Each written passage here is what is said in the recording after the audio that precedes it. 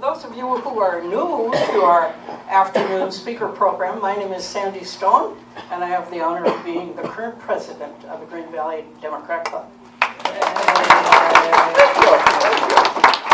Our next speakers program will be at Quail Creek, 3 o'clock. It'll be in the Ocotillo Room, which is in the Keno Center.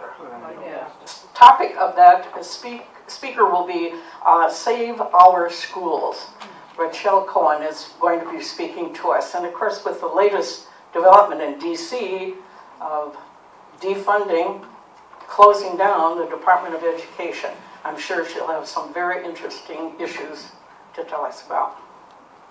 Okay, I always have to tell a little story, so I'll try to make it quick because we want to hear from Sheriff Hathaway. So, two things. Today, when I was putting stuff together to bring up here to room 203, there was a couple outside reading all of the notices on our window and our kiosk, and I stepped out and I said, "We're not open, but can I help you?" To which the gentleman said, "No, I'm a Republican." And I said, "Well, okay, have a good afternoon." One of the signs up in the front window caught their eye especially, and it says, "Social Security is in chaos." Yes, thanks, Brenda. To which she said, "Social Security is going to be just fine. Ignorance is bliss." The other story I want to tell you is that I'm as grieved as the rest of you are that we lost our dear friend Raul just a little over a week ago. I had the great pleasure of becoming acquainted with him. He was a gentle, kind, thoughtful man, for sure. I volunteer twice a week at the White Elephant. I'm in the collectibles. On Wednesdays and Fridays, come in and see me and I'll convince you to buy something you don't need. Anyhow, Raul was a frequent visitor, which surprised me. The first time he came in, I said, "My goodness, that's Raul. And we're not supposed to talk politics." But how can you not talk politics when Raul is standing in front of you? So we'd have some quiet conversations. He had quite the eye for very, very special items. In fact, someone once told me also they see him at garage sales on Fridays. So he's out looking for bargains, and he bought a lot of stuff. In fact, one time when I waited on him, his total dollar amount was $400. Now, if you've ever been to Green Valley, that's a lot of 50-cent items. But he bought some pretty special items. One thing that he bought was a beautiful mariachi sombrero, royal blue with gold thread around the outside. It was absolutely beautiful. And he saw it and he said, "Oh, I have to buy that for my grandson because he's in a mariachi band and that's the school colors." He said, "Would you try it on for me?" Sure. So I put it on and he said, "Yeah, I think it's going to fit." And I said, "Oh, your grandson's short and has a big head?" To which he chuckled. He was a very, very sweet man. One other little story about Raul. Justice Ray Carroll is also a very frequent visitor to the White Elephant. And he came in on Friday and I said, "I hope you're as sad as I am that we lost Raul." And he said, "You'll never know. It's because of Raul that I got into politics." And yet he ran as a Republican. But he looked to him as his mentor. So he too. So that's my story for today. Yes? What happens now with his death? I mean, what's the status? Special election? When is that? When is it? Well, they have it set up there, I think in... It's July 15th. They're collecting nomination signatures now. I happen to know all about it because I was considering running for it, and the general election's in September. Sandy? Yes. I wanted to mention, he grew up just down 19 at Canola Ranch. Yes, he did. And he was there to... I guess the last thing I have to tell you is we got a wonderful speaker. I was a little nervous he wasn't going to make it, and I didn't know if I could tell stories for an hour. Oh yeah, I probably could. Anyhow, we have with us today Sheriff David Hathaway, Sheriff of Santa Cruz County. There's a lot of wonderful information in this bio that he sent to us, but I'm going to just cover one area. one area. Hathaway is an advocate for our border communities to ensure peaceful, productive lives for border residents. He also promotes friendly relations between foreign countries and fights against belligerent posturing between nations. You got a job. Let's welcome Sheriff Hathaway.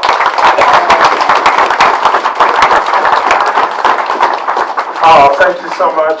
Since you got me on the mindset of thinking about Raul Grijalva, he roped me into testifying to Congress recently for 3 hours, and it was a very interesting, hostile environment. I found out that, of course, the House is controlled by the other party, so I learned the way it works. They get to have a panel of 4 witnesses. They pick 3. And Raul Grijalva did me the honor of nominating me one for the minority party, so I got yelled at for 3 hours straight. But I got a lot of good licks in, and I found out they're not really trying to find out what's going on at the ground level. It's just political grandstanding. Each member of Congress has 5 minutes to ask a question, and they'll spend the whole 5 minutes yelling at you, acting like they're leading up to a question, basically telling you why you're such an idiot, why, this and that. But anyway, I'm really happy to see all the happy voices and the smiles and everything. I do about one of these every week. I just did one in Cottonwood, Arizona, and Camp Verde. I've talked to a few Samaritan groups that come from the Midwest down to the border. And there have been a lot of somber faces, in recent weeks, but it seems like people are lightening up and realizing the possibilities.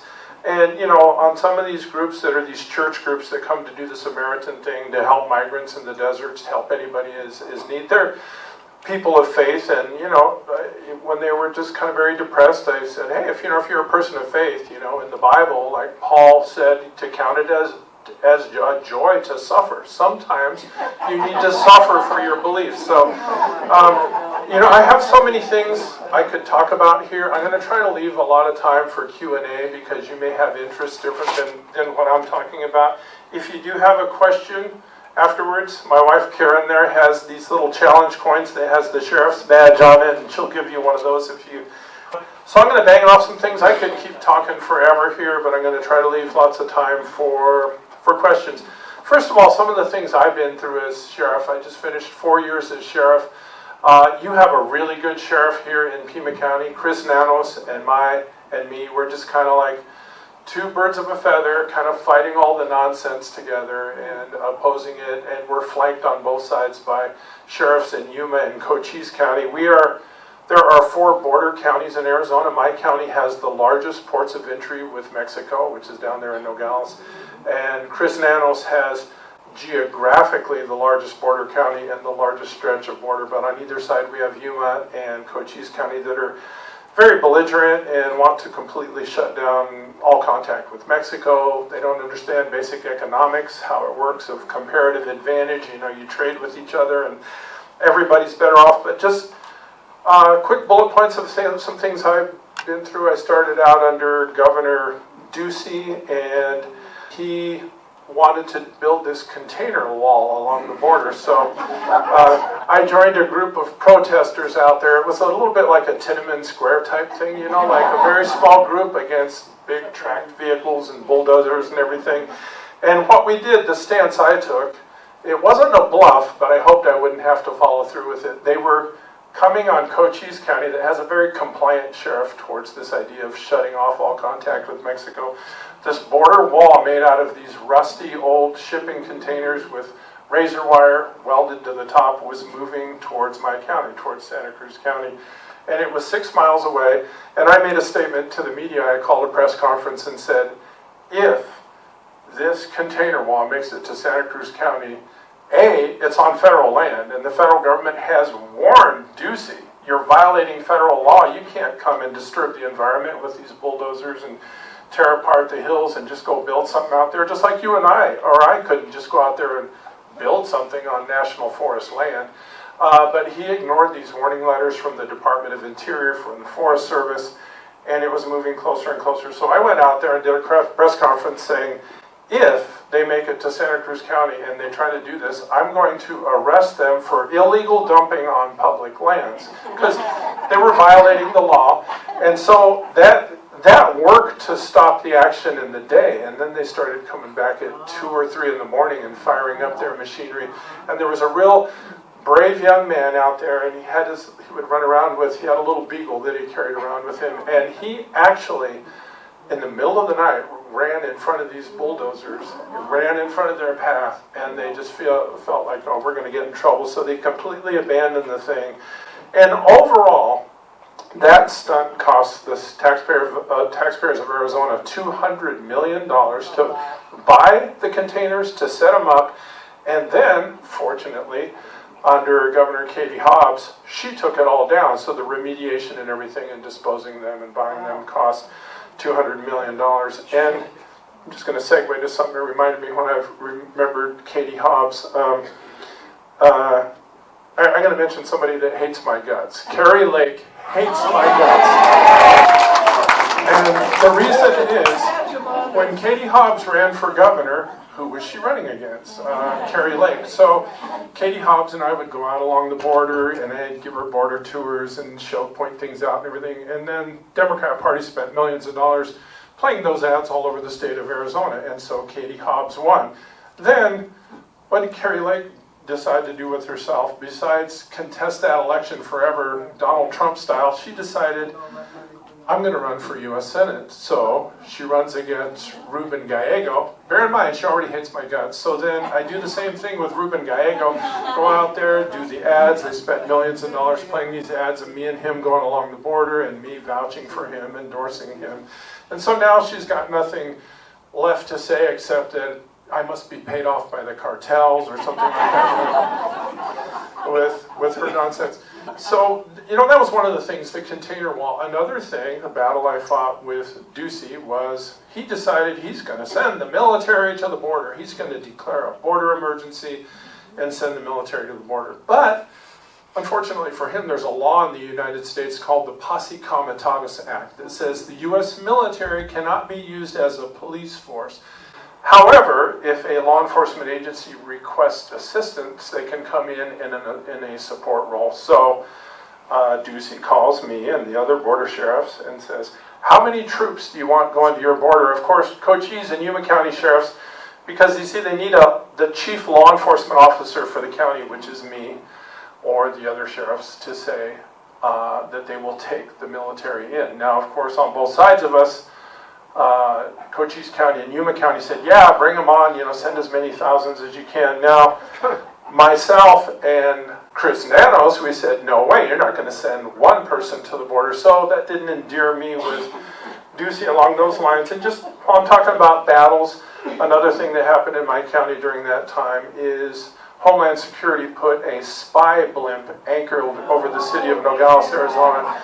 It was a video surveillance platform. They have one that does radar over in Sierra Vista, but this was video surveillance anchored 2 miles from the border with downward-facing video cameras looking right into our residential neighborhood. So, once again, even though, I'm a small department in a small county, I pitched a fit, went, talked to all the media about it. There's some good things up there on PBS, did a good piece with them, and CBS.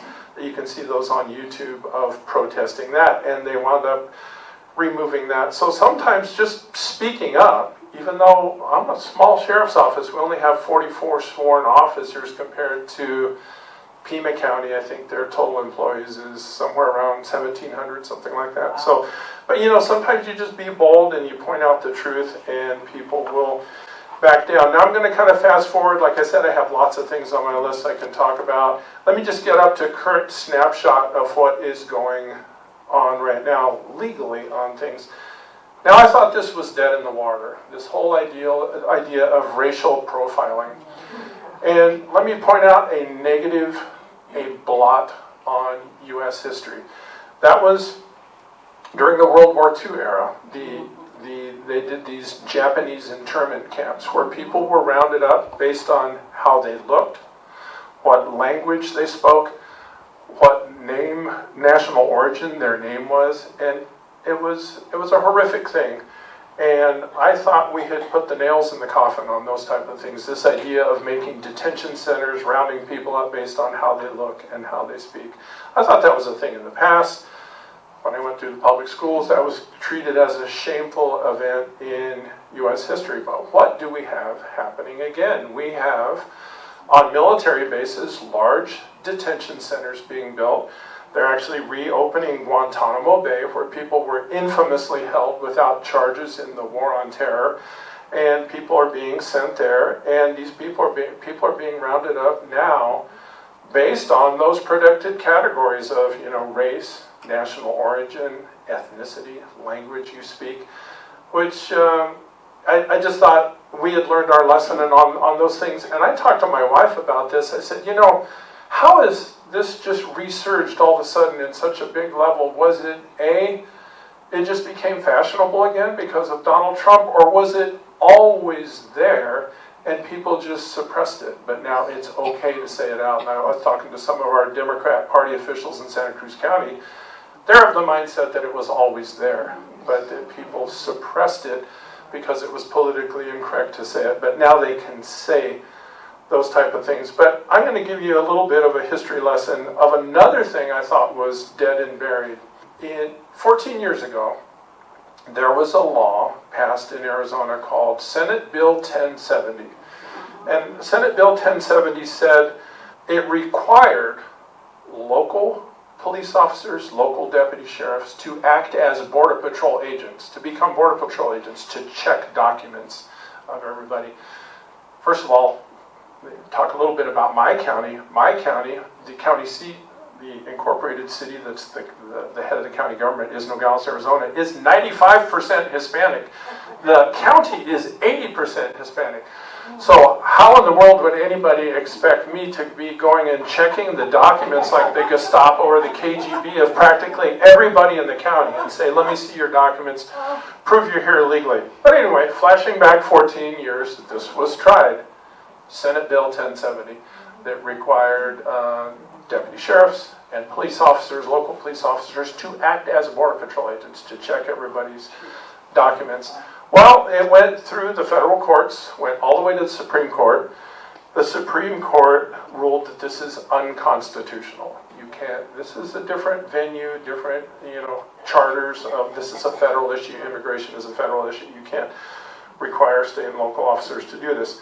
Well, lo and behold, 14 years ago, when the court ruled on that, we had a bold Arizona sheriff decide he's going to do it anyway.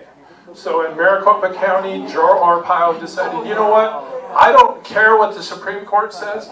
I don't care what the federal courts say.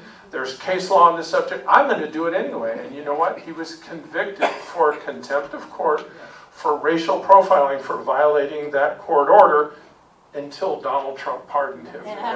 But anyway, so he was actually convicted of that. So we have case law on this subject. So this is another thing I thought was dead and buried. This is completely gone.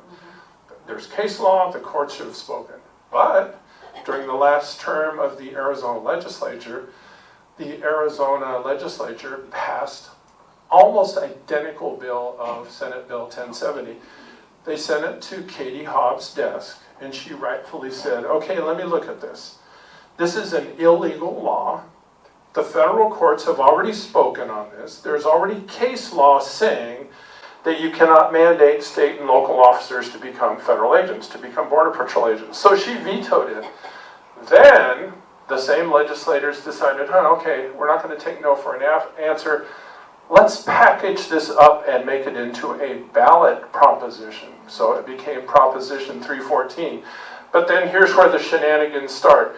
Proposition 314 was crafted in direct violation of an Arizona law that says a ballot proposition cannot have two dissimilar issues in the same proposition. So the opponents of Proposition 314 took it to a state judge in Arizona saying, look, you've got two things here. You've got an anti-fentanyl bill, and fentanyl is already illegal in Arizona.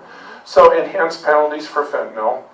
And also in that same bill, there's some murky language about immigration.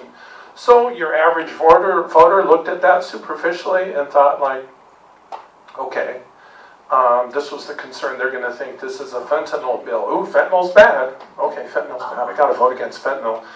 So they went to the judge before the election and said, look, this violates the Arizona law that says you cannot have two dissimilar laws. You can't have one about public school and one about, fishing or something, in the same bill. They got to be, the issue has to be a single issue on a single topic. So that judge was against the people that were opposed to Proposition 314. He said, no, it can go on the ballot as is. So what happened is, the thing passed because people saw, it started out with this language about increased penalties for fentanyl, and then there was some murky language about immigration in there, which was the same language as as Senate Bill 1070 14 years ago, and the same language that Katie Hobbs struck down with a veto. And then I started getting a bunch of inquiries from the media. Sheriff, are you going to enforce this? You've gone on record saying it's not your job to, enforce immigration laws. And I said, no, I'm not going to enforce it. But an interesting thing is that in that bill, there was no start date. In that bill, there's a language that says this will not become law until the federal courts decide on a similar law in Texas called Senate Bill 4. So it becomes more complicated. There was a similar attempt in Texas called Senate Bill 4 that was under an injunction by the federal courts because it was also in violation of the Supreme Court ruling on Senate Bill 1070 from Arizona from 14 years previously. So it was under an injunction, but this Proposition 314 says this bill will not go into effect. If it passes, it won't go into effect until the courts decide on Senate Bill 4 in Texas. So it's kind of a weird thing, like how does a state law in one state hinge on a law in another state? So then, unfortunately, 3 days ago, you have this injunction against Senate Bill 4 in Texas. So under the Biden administration, you had the Biden Justice Department suing based on court precedent, Supreme Court precedent, suing state of Texas, saying you can't enforce this thing. It's in violation of Supreme Court case law. We've ruled on this before in Senate Bill 1070 in Arizona. So it was under an injunction going through the court proceedings. The lawsuit was also joined by two other entities, the County of El Paso in Texas, and two human rights groups. I think maybe one of them was the ACLU, I'm not sure. So there were three plaintiffs, three people suing the state of Texas. So guess what? 3 days ago, Pam Bondi, the Attorney General of the U.S., who's now in charge of the U.S. Justice Department, decides, you know what? We're going to withdraw our case against the state of Texas. So now Senate Bill 4, it doesn't have no opponents, but the main opponent, the federal government, has withdrawn from that case, even though the Supreme Court has already spoken on this and said you can't make a state law that says your local officers are Border Patrol agents. But fortunately, there are still three other plaintiffs in federal court, the County of El Paso, Texas, and two human rights groups that are still suing the state of Texas. And I think they have a very strong basis for their lawsuit because there is a Supreme Court case saying that you can't do that. So that's one of the things. I'm just going to talk briefly, and I'm going to stop talking pretty soon, even though I have pages of things I could talk about.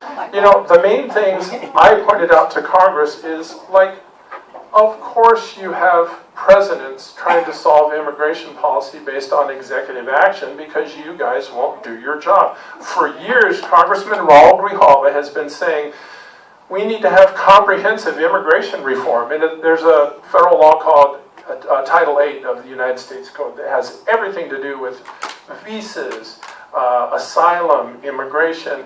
I said, you need to make, if you want to have two clean takeaways, I told Congress, you need to have a functional guest worker program. These people are coming here to work. They're not coming here to, quote Donald Trump, to rape, murder, sell drugs, steal. That's why he says they're coming here. But no, they're coming here to work. And in my grandfather's era, my family has been a ranching family for 5 generations down in my county, since before Arizona was a state. Arizona became a state in 1912. My family's been there since the 1800s. We still have ranch property in 2 counties, 2 border counties. If my grandfather was going to hire somebody, he can't find an American to work on the ranch, he's going to hire somebody from Mexico. It was a very simple process. There was a little I-94 program, sometimes they call it the Bracero program, where you could get a little slip of paper, you could work for a certain amount of time, and if you didn't turn it in within that amount of time, you couldn't get another one.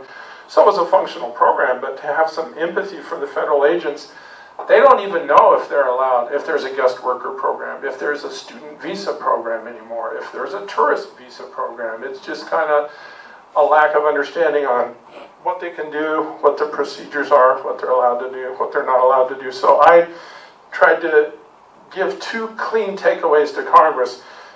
First of all, yes, both Trump in his first term and his second term and Biden have tried to solve immigration issues through executive action, because you as the lawmakers are failing to act. One example is a thing called the Farm Modernization Act that has just been lying there stagnant for 11 years, and this would address the ability to have a guest worker program to actually get the workers in here to work. We have an aging population in the United States, and we need a younger workforce. And unfortunately, this asylum program, which was never intended to be a guest worker program, has become a de facto guest worker program. So what happens, people coming in, wanting to work, they claim asylum, they're vetted, they go through a background check, they have a sponsor, and then they're given a piece of paper pending a future hearing. And then they're allowed into the U.S., but they can't work for 6 months. So, the country of Canada, they have the same situation we do. They have an aging population. They lack younger workers. So they figured this out, and now Canada has started importing tens of thousands of the asylum seekers from the U.S. that were cleared to come in the U.S., but they're not allowed to work. They can't work for 6 months. And so now they just figured out, okay, we're going to allow some of those to come in, tens of thousands of them to go into Canada to work. Like I say, I'm kind of somewhat all over the place because I have so many things I could potentially talk about. Feel free to throw things at me, but if this was a Republican group, I would say I would be going on a different tack. Let me ask you a question. Who do the Republicans revere as their hero? Ronald Reagan. So if I'm talking to a Republican group, they say, "Oh, let's follow the Constitution." Yeah, follow the Constitution. Yeah, that's fine. But your hero, Ronald Reagan, what was his view of walls? He told Mikhail Gorbachev, the Premier of the Soviet Union, "Mr. Gorbachev, tear down this wall. You say you're emerging into freedom? Walls are not symbols of freedom." And then Reagan was opposed to tariffs. He said tariffs are horrible. And Reagan did the first amnesty program for the people that had been living here for decades, and it's like, so, he's their hero, but the Republican Party has almost turned into a single issue of immigration. So if I say, okay, we can talk about what the Constitution says about immigration. We can talk about how there was no such thing as even a passport until World War I, until 1917, nothing in the Constitution was intended to keep people from coming here from working, we might as well tear down the Statue of Liberty and just throw it in the ocean, so I will use the analogy of Ronald Reagan because it's become such a single issue party on this thing of opposing people based, I hate to say it, but based on skin color. Well, the people in Congress got mad at me when I pointed that out. I said, look, you've never proposed building a wall on the Canadian border. You've never proposed using Title 42, which was this mechanism to expel without a hearing or anything, just people crossing the border, but only on the southwest border, not on the Canadian border. So, there's this hypocrisy out there. But yeah, I use the Reagan example. Let me just look at some other things real quick, and I want to shift to questions as soon as possible. Oh, this was another crazy bit of hypocrisy. I've always tell people in Washington there's two things you need to do. You need to get a functional guest worker program, and you need to have immigration judges right on the border, so that if people come in and they make a claim, they show their documents, the answer, if it's yes, yes, if it's no, no. So get the immigration judges right on the border. So there was a bipartisan group in Congress earlier last year that actually put together a package that had those things in it. So this is Republicans and Democrats working together. But Trump, before he was elected, just moaned and complained about how you can't pass this because he didn't want any appearance of solving any issues on the border to happen during the Biden administration. So he convinced the Republicans in Congress to vote against this very thing that would have done the things that need to be done on the border, which is a guest worker program and to get the immigration judges right on the border so that people can have a hearing in a more expeditious fashion. I'm going to just say one more thing about that Proposition 314. In my community, the reason I wouldn't want to enforce something like Proposition 314 or Senate Bill 1070, or now they have this 287G program where they want people like me to join a Border Patrol task force to go around chasing people and asking about immigration stuff.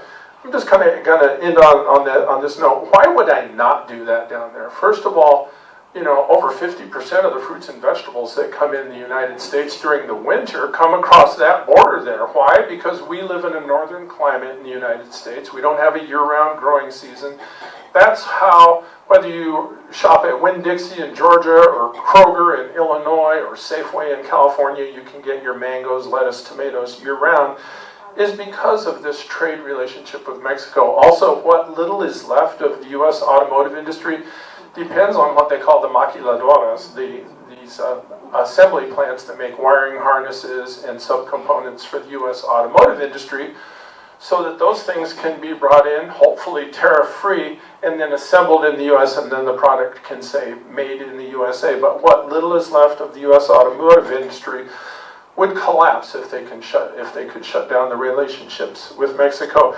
But back to my main point about this Proposition 314, why would I want to go to my community, where practically everybody is Hispanic, and have the impression that if you call 911 because you hear an intruder at the back door, that you're going to be inviting a Border Patrol agent into your house? Now, almost every Hispanic person in my county is here with some form of documentation. They are either a native-born American, they have a green card, they're a resident alien, they're here on a tourist visa, a work visa, a student visa, but a lot of them speak Spanish as the primary language in the house. Their last name is a Hispanic last name, like Hernandez, Ramirez, Martinez, whatever, and they have Hispanic physical characteristics.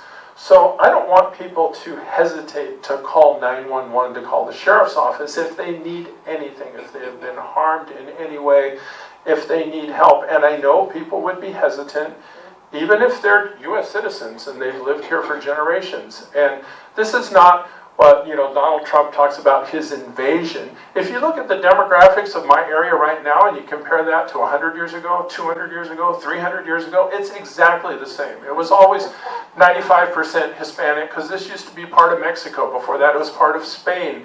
That's why the cities have names like Los Angeles or San Diego or El Paso, because it was part of Mexico, and before that, it was part of Spain. So I am very defiantly opposed to the idea of using local officers to check immigration status, and I'm not going to volunteer for any of these task forces. And surprisingly, another crazy thing Donald Trump did, he had his Attorney General, Pam Bondi, write a memo to every one of the federal prosecutors in the United States saying, look for opportunities to prosecute elected sheriffs and chiefs of police if they don't do his bidding on this immigration stuff. So even though the Supreme Court has spoken and said this is illegal, you can't require local officers to do this, he has actually ordered his Attorney General, and she has complied and sent these memos all over the U.S., and they're already looking at some chiefs of police and some sheriffs back east who speak like I do and say, look, I'm not going to enforce this nonsense.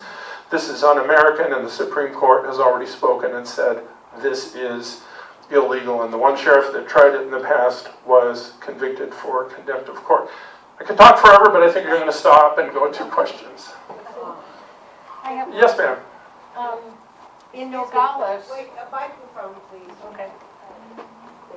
In Nogales, there's a children's clinic, St. Andrews, that cares for disabled children from Mexico that come to the border once a month on a humanitarian visa. Are those children at risk of being turned away because of Trump's policies? And you know, I have wondered that because as a matter of fact, just yesterday I saw an ambulance come up to the border. Somebody was in need, and Karen's giving you your coin there. And they do have these humanitarian, what they call a parole, a humanitarian visa. And that work you're talking about also happens with other group. I don't know if you heard of the Kino Border Initiative and the Juan Bosco Center on the other side. And there's some people on this side of the border too. Unfortunately, I think Casa Salidas up in Tucson is winding down. That was receiving some of the migrant population. But you know, I don't have an answer for that. But there has always been the ability to do kind of emergency visas, what they call public interest parole, to bring people in there having medical issues. So I hope that's still there. Thank Yeah. you. Yeah. I'm concerned about what I read about ICE going into schools, and recently I read that they were now in certain states being allowed to go into hospitals or to basically have hospitals check your immigration status before they would allow you to receive medical care. I mean, you're on the front lines. Is that happening in your county, or? Unfortunately, it is, and that kind of brings up an interesting point. I've spoken to different church groups recently that do the kind of Samaritan type function. I don't know if you guys have those little red cards. They're in Spanish on one side, English on Know Your Rights, and there's also these signs. Like there was a church group in Amado that invited me in to speak, and they had a big sign that said, "No law enforcement allowed without a search warrant." So they asked me, "Are you offended by that?" And I said, "No, that's a good idea." There's been Mexican restaurants up in Tucson that have been approached by ICE agents just saying, "Look, show us all your employee records, prove to us that everybody has their documentation." And of course, you don't have to talk to anybody. You be polite. You don't be belligerent, you don't argue about your constitutional rights, but you just learn the basic things of saying, I have the right to remain silent, and then the Fourth Amendment protects you against unreasonable searches and seizures, which means ask for a warrant. Always, I know everybody in here is a nice person, and you would like to believe that you can defuse a situation by just cooperation and kindness, but you can still be kind, but defiant in the sense that you know you're right. So I always tell people, look, just remember, practice saying it to yourself. I have the right to remain silent. I know you're just doing your job, sir, but I have the right to remain silent, and I do not consent to any searches. Just practice saying that to yourself. I practice saying that to myself before I go through the Border Patrol checkpoint by Tubac. Sometimes I need to say it, and I'll say and they'll say, "Where are you going? What are you intending to do? Where do you come from?" And I just say, "Oh, I'm just going about my business." And then if they could persist, I say, "I have the right to remain silent." And they say, "Hey, do you mind to reach down and pushing the button there to pop the trunk lid open?" And I say, "I do not consent to any searches. You do whatever you do. I'm not going to oppose you, but I don't consent to any searches." So it feels weird because I'm sure you're all kind people and you like to have civil conversations, resolve disputes through civil. But when you're dealing with somebody like that, they may be very kind and off-putting, but there's nothing wrong with just saying, I have the right to remain silent. But, that it is a real concern. It started in Tucson. Another thing is I had a federal career before I ran for sheriff. I was the head of one of the federal agencies, the DEA in southern Arizona. And just an interesting thing that's happened, my former workmates in the federal government have called me, and they say it's just insane.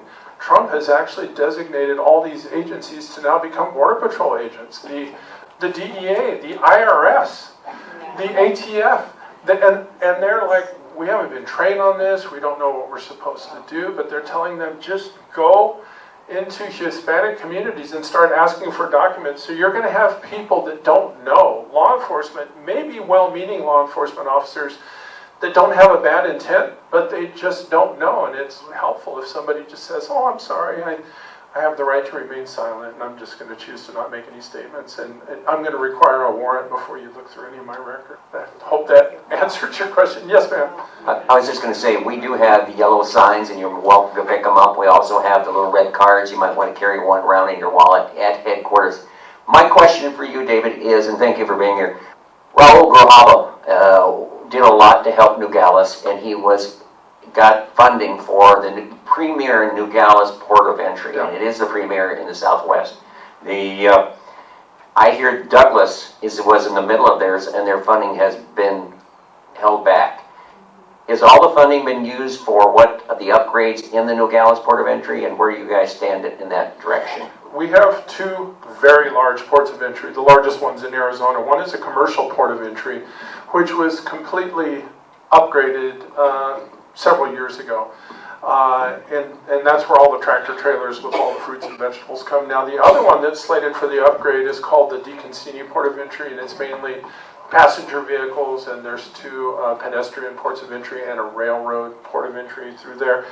Now, as far as I know, that is officially been slated, but so much of the funding that was officially passed by Congress, this administration is acting like they can just deprogram it, and I don't know how they can override congressional funding that was actually signed into a law, that the president actually signed those bills.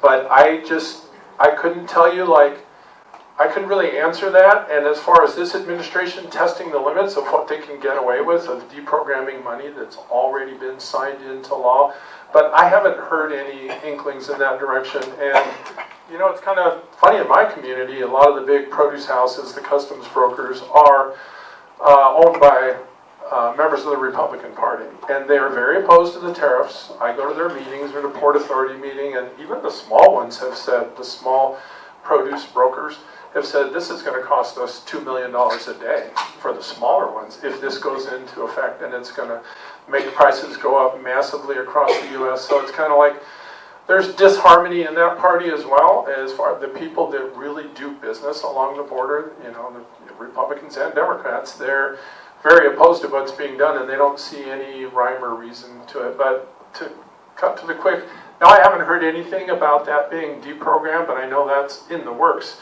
to modernize the downtown port of entry, the DeConcini port of entry. Yes. Yeah. Getting back to what you were talking about, racial profiling. Yeah. Wasn't there a bill that just passed, a Kaylee Riley bill or something like that basically enshrined?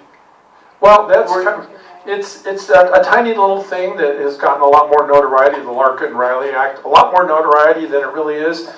It's kind of more like the sensationalism. Basically what it says is, if somebody is accused of a crime, a non-immigration crime, and if they have questionable immigration status, that they will be detained instead of given bail. So it's kind of like, it's just a law that basically said if you were accused of robbing Walmart or something like that, that they don't have the... But can't I accuse you, or an immigrant-looking person, and then the law enforcement people? That's a great point. That's a great point. What if you just maliciously go to your neighbor and file a complaint and say, he was stealing my rake. I keep my rake in the backyard, and he was over there using my rake, and he stole it, and he was raking his yard. Now, even if you invented that, you're right.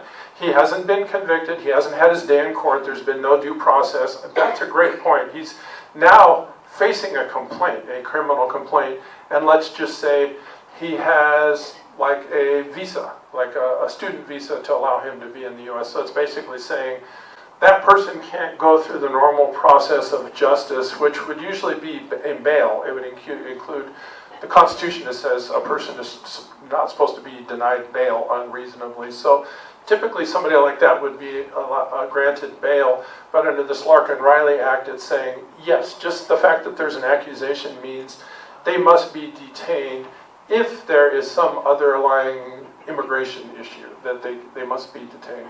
But it's not something that really goes into effect in a large scale. I think it's been kind of blown up in the media more than then most likely. Has it passed, or is it still in? I heard that it passed. Yeah, so if I wanted to be a jerk, I could call you and say, this guy just stole something from Walmart, come get it. Yeah, if he, let's say he's a resident alien, or he doesn't have any documents at all on the immigration side, and then you accuse him of another crime, a non-immigration crime, he would get picked up by the cops anyway if you're going to sign a complaint, and he would go to jail.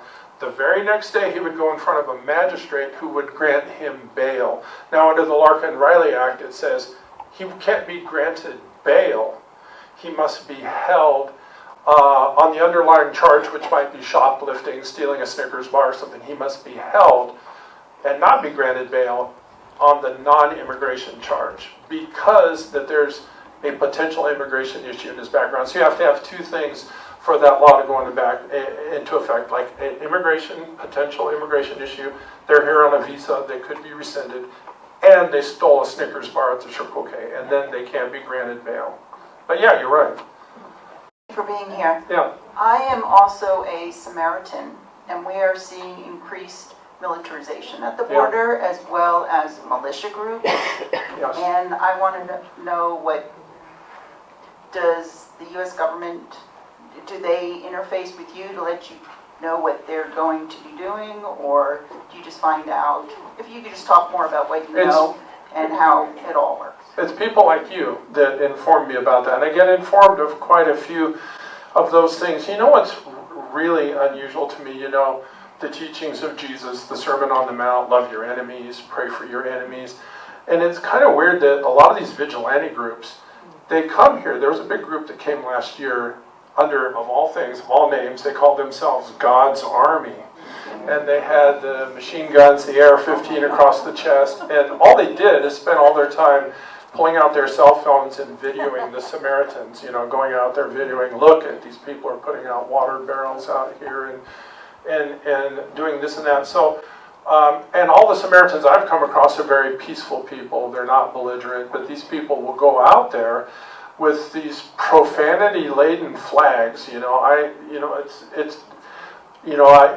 I used to think, when I was a kid, like they say, oh, they're conservative, like, you believe in God, you're guarded with your language. But man, it's now all these, F you, Joe Biden, all this, it's just all over the place from that party and those type of people that go out there and harass the Samaritans. The main thing I've seen them doing, first of all, they put on the trappings as if it's dangerous, and it's not dangerous down there. My county has lower crime rates than Tucson or Phoenix, lower than the average for Arizona.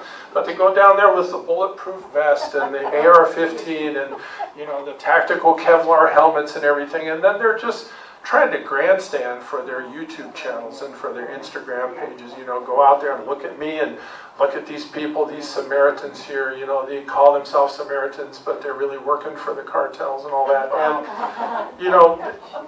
there's not much I can do unless they say something that is definitely threatening to somebody, because you don't have to even touch somebody for it to be an assault. If you say words that put somebody in apprehension of being assaulted, that's an assault. The way the assault is defined, if you put somebody in apprehension of an unwanted touching, if you are in apprehension of an unwanted touching, like somebody comes up and acts like they're gonna, punch you and they're yelling at you and threatening you, that's an assault even if they don't contact you. So with those type of people, I can see they're up to no good, but there's not a lot I can do. Arizona doesn't, those type of guns aren't illegal in Arizona. Now, if they're brandishing them towards a person, then that can be threatening, intimidating, or an assault. But I don't know, I just, in a lot of ways, I just feel sorry for those kind of people. That are they lonely? Do they just feel like they have worthless, pointless lives, and this is the only way they can be somebody, is go out there and video themselves harassing some Samaritans? But I appreciate a lot of the input I get. The pointers of where those people are come from the Samaritans. Yes? Sheriff, you mentioned agriculture. Are there any other major industries that are getting behind this guest worker solution? Yeah, there are. This is kind of an offshoot of agriculture, the meat processing industry, and a lot of, fruit processing, what is left of like kind of, manufacturing industries in the U.S. There's a lot of people. I have a daily email that I'm on that has immigration news. There's a lot of industries where the workers are afraid to go to work, even if they have a visa, just the fact that they're Hispanic. And it's in the news now that people who have visas are getting deported. People who have resident alien cards are getting deported. Like there was that unfortunate back east where a young man who was married to a U.S. citizen and she's 8 months pregnant, and he had the audacity on a university campus to stand up for the Palestinians of what's being done for them. And he had the audacity to just say that, not to threaten anybody, and then he was deported. So even if there's the fear that people, even if they have their quote-unquote papers, if they're working in an industry and then ICE decides to target that industry, that they may get wrapped up in a roundup. So there's a lot of people that aren't even going to work, in all, not just the agricultural industries. And of course crops are getting, where they're not being harvested. And I was hearing about a boat industry in one of the states around the Great Lakes that, uses a lot of immigrant labor or people that could look ethnically like they're from somewhere else, and they're just worried about a roundup. And these roundups are kind of indiscriminate. They just come in and grab everybody. It's kind of like the Japanese internment camps, and they'll just figure it out later. If you ever get a hearing, if they don't just deport you to El Salvador, which is now receiving millions of dollars a day from the Trump administration just for housing people, like they say no questions asked, and then they're out of the court system. They can't get an attorney down there. Yes, sir. So are these business owners lobbying? Are they, banding together to come up with a reasonable solution? I think, unfortunately, people don't know which way to turn. There's a lot of uncertainty. Does this administration mean what it says? There's a lot of bravado and a lot of big talk, but then sometimes it changes day to day. And so that's kind of the same with the fruit and vegetable industry, that it's harming their suppliers and their workers because they don't know whether to take it for something serious about tariffs coming or tariffs not coming. And the same with the other industries that are affected by ostensibly immigrant labor. And when I say immigrant, we're all immigrants. We probably all came from somewhere. Like they may look racially like, they look Middle Eastern, or they look Hispanic, or they look Asian or something like that, and they may get, wrapped up in one of these things. So I think it's more the apprehension. Back to that same thing, why I don't want to enforce Proposition 314. I don't want to contribute to any apprehension between law enforcement and anybody who has characteristics of another ethnicity or something. Yes. And I think Karen ran out of coins, by the way. I lose. But anyway, Sheriff, I'm very concerned about the fact that I feel that there is no law anymore. That no matter what we try to do, what we try to overcome, with the court system being what it is, even if it gets to the Supreme Court, Yep. he's got control over that as well. Yeah. As a law enforcement officer, do you feel your hands are tied in the things that you're trying to accomplish? I don't know if this sounds kind of cynical or defeatist, but I think the recent elections have taught us to maybe defocus on national level politics and maybe more try to maybe get some good local officials, a good local sheriff that'll stand up for you at the local level. Like, I'm getting to be an older guy now, and my dad said, there's two types of people that'll tell you the truth, like old people and little kids, because you just don't got anything left to lose. So it's like, but you're exactly right. The concern about the courts, things that Trump has said, he just says if he doesn't like a law, he's not going to go along with it. And look at this thing, speaking about the courts, you had an individual being deported on a U.S. military flight, and then the judge ordered, no, you cannot deport this person. He hasn't had due process. He's still on the plane. But the Trump administration says, nah, they're in international waters now. So those pilots that work for the U.S. government cannot be ordered to turn that plane around. So just blatantly ignoring federal judges And that judge whose orders were ignored in that case, you know, it was a verbal order. It's the same as a real order, a verbal order followed up by a written order that, like, no, we're not going to comply with that. Well, you know, the U.S. extends all over the world with all these military bases and bombing campaigns all over. To just say that a federal judge doesn't have any say-so over what the federal government is doing, even if they're violating laws on whatever the laws may be, on, you know, torture, deportation, or whatever it is. But I wish I had a good answer for that, but it seems like a crazy new era. We all learned in school about the three branches of government: judicial, legislative, executive, and that each is a check and balance on the others. But I've just seen that in recent weeks of him saying, we're not going to, if we don't like what a judge says, we're just not going to comply with it. If we don't like what the law is that Congress makes, we're not going to comply with it. I wish I had a good answer that A plus B equals C, but I don't know what that adds up to. Yeah. Bringing it to the local level, we've had demonstrations on the corner of Esperanza and La Cañada now for 8 weeks. Peaceful demonstrations, getting lots of feedback. This morning we had an incident. There was a man there, the MAGA people went from 3 to 6. There was a man there walking around, videotaping people, harassing people, calling people names, telling them they're stupid because of their signs, this and that. A little altercation where somebody put a sign in front of a sign. He went through the sign. The guys got upset. He said, "What are you going to do about it?" And they went towards him, pulled out his bear spray and sprayed them both in the eyes. Luckily, one man was wearing glasses, the other one wasn't, and he was in serious pain. I want to know going forward, because I got pictures of that man later on that he didn't know about. I said, if he can take my picture, I can take his, and I want everybody in Green Valley to know about him. Because you say, well, today the sheriff's deputy said, well, you know, he's allowed to carry.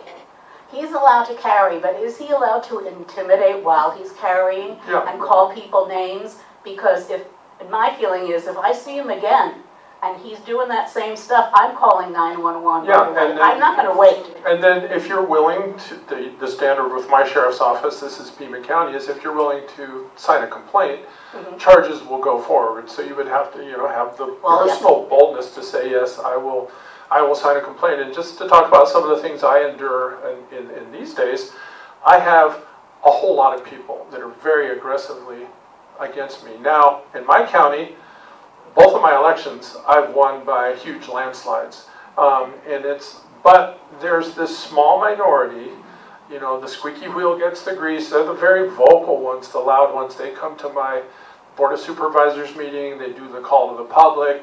They've started a recall petition against me that's going to go nowhere, you know, but they try to do all these things to make the big splash. Just feeling some boldness, like they see that same style of boldness and bravado that comes out of the White House. They think they can just trample over anybody, and they try to replicate that. That's the new way to be relevant, you know, and they've transitioned from what I call keyboard warriors. They were all at home banging out things on Facebook and arguing and inflammatory things. But now they're going out into the world, out into the streets, and trying to swagger around and do things like that. But I think, you know, you just stay peaceful and, you know, you speak truth to power. I would always say, if you have a cell phone, start video, even if it feels confrontational. We learned that today, yes, to start video, because we didn't have videotapes of the actual incident. But, I mean, I had worked in January with the Pima County Sheriff, who was in charge of Green Valley, of knowing what to do, and he was the one that told me if there's any type of thing, 911. So as soon as I saw the guy in distress, I called that way. But I want to know, is it okay if someone is being intimidating and has a weapon, even if it's verbal intimidation, to just call them out? That's good. Because they already have my name. I lodged the complaint today. So. And by the way, I'll talk here forever. But if you ever want to put the hook around my neck and pull me off the stage, I love talking. So. Well, we'll do two more questions, I think. Yeah, Sheriff Hathaway, Yes. what's your feeling about President Trump's designation towards the cartel as terrorists against the country? And what do you feel about that? What are the consequences either way, do you think? That's ridiculous. It's the same logic that he used on all these 200 plus executive orders. Anything to do with the border, he put the word invasion in there. Why? Because he thinks that that allows him, if there's a military invasion, it allows him to take unilateral action without going through Congress, because there's something in Constitution, Article 4, Section 4, that talks about repelling an invasion. So obviously it doesn't mean, you know, people that are coming here to do whatever they do, you know, like, you know, coming here to work or whatever they do, but it's like this, the boogeyman of, if you say the word cartels and you declare some kind of an emergency, then he thinks he can sort of segue into this war on terror mentality. I think that's horrible and ridiculous, and I could do a whole speech just on my time in DEA on the kind of the whole loss of human rights that has come about because of the drug war, and the kind of, you know, drug dealers are opportunists, and they're just, you know, people that think they'll find a way where they think they can make a dollar. But to have this idea that there's whole categories of people in Mexico that need to be eliminated, decimated, bombed, it's like a very dangerous idea, and it's just trying to throw the Congress's responsibility to declare war, which is in the Constitution. It's throwing that out the window and saying, you know, unfortunate this precedent that chief executives, that presidents now think they can just start wars without a declaration of war by Congress. So this is just another, in my mind, another attempt along that vein of just thinking, oh, if you say the word cartel, you say the word fentanyl, then it's just carte blanche. You can do whatever. You can have the tanks roll in and the F-16s and start bombing people, just like we've done in other parts of the world, you know, just, you know, unchecked military action. But I think it would be a disaster if they sent the military into Mexico to try to supposedly attack cartels. Because to even define what a cartel is, you know, I work in DEA in foreign countries. I lived 8 years in South America with my wife, and just the whole nebulous concept of who's a cartel, who's in the drug industry, who's just picking leaves off of a coca tree, you know, to try to define a block to attack is just kind of a pointless endeavor. That probably doesn't answer your question, but... We got two more, I think. Yes. Now, and then we'll Okay, I was at, this is taking it back to the rally. Okay, I'm going to make a suggestion for next time we go out. That some of us go out early with our cell phones and start taping him right away. And, but try to be, I mean, you know, try not to do it real obviously like he does, because he is an agitator. He does this all the time, where he tries to make you mad enough that you're going to do something to him. And so, you know, just quietly let's prove that he's doing what he's doing. And cheaply on Amazon, there's a little chest harness that are made kind of for body cameras that you can just snap a cell phone in. It looks a little bit confrontational. You can just have your cell phone just right on your chest, and you can just record as you're talking to people. Okay, one last one. Yes, yes, sir. Hi, you had said earlier that the way to respond when somebody approaches is that I have the right not to say anything to you. Right. Have you been aware of any instances where, when somebody said that the people who were coming in were more aggressive and somebody said, get out of our way? Not on this ICE recent thing, but I've had that happen personally to me. Like, we own ranch property in Santa Cruz County and Cochise County, where I've been out on my own ranch land, and I've had Border Patrol agents. I'm in plain clothes, I don't look long, and they come up to me and demand to know what I'm doing there. Why are you here?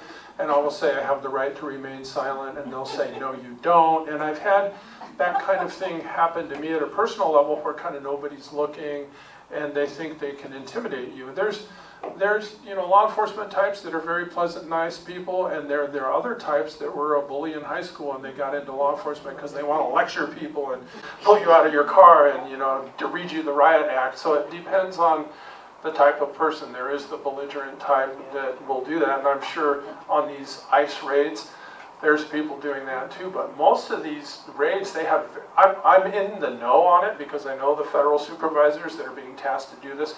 There's very flimsy evidence. They're just like, well, maybe at that Mexican restaurant over there, why don't you guys on Monday morning go have a look over there? So they'll get the boldest guy in the group, you know, the guy who's the least afraid of confrontation, to lead the group and go in there and make demands and just kind of test the limits, you know, just see how far can we go before somebody opposes us. And when I say Oppose them, but politely. Don't argue the Constitution with anybody. Just say, oh, I have the right to remain silent. I know you're just doing your job, but I choose to not make any statements, and just be humble about it. And they'll usually just give up after a while. Well, thank you so much. It's been great.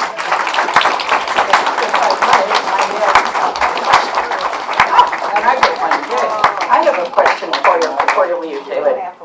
What would make you decide to run for office rather than for sheriff? Well, I have thought about running for Grijalva's position. I didn't know he was going to pass this soon. The problem with me doing that right now is I would have to resign. And I just earned another 4-year term. So we're in March, and I just won the election last November.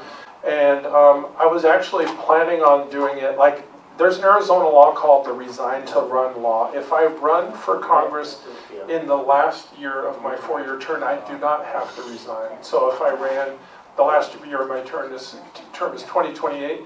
So I'm thinking of running for Congress in 2028. And the way Representative Grijalva's district is, there's only one county that's entirely in his district, and it's Santa Cruz County. That's my county. And there's a piece of Pima, South Tucson. There's a piece of Yuma, South Yuma, and a piece of Cochise County. So it has all the ports of entry with Mexico in Grijalva's district. And I speak Spanish. More than half of my interviews with the media, I do media interviews every week, more than half are in Spanish with Univision or Telemundo, those things. So I do a lot of media stuff in Mexico and on the Hispanic network. So, and my district is, my county is almost entirely Hispanic. So, you know, I think I can campaign effectively to the Hispanic community. They know me as an ambassador for standing up for relations with Mexico. Like, even the people in Tucson, they see me on the Tucson stations because, you know, KGUN 9, KOLD, KBOA, they do all my interviews.